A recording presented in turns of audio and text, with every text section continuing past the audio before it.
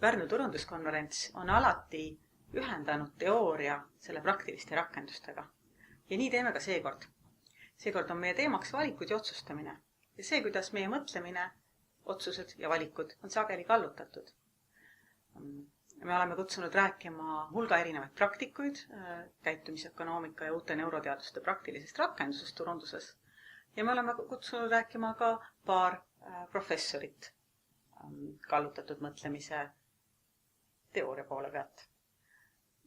Me räägime kindlasti sellest, kuidas turundaja praktiliselt neid teadmisi oma töös kasutada saab, kuidas need aitavad paremini toime tulla hinnasurve tingimustes töötamisel, kuidas need aitavad välja tulla lõputust allahindluste keerisest.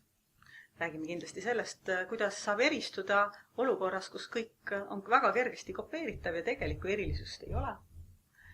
Räägime kindlasti tulemuslikkusest ja räägime emotsiooni rollist selle irratsionaalse inimese maailmas, kes me tegelikult kõik oleme.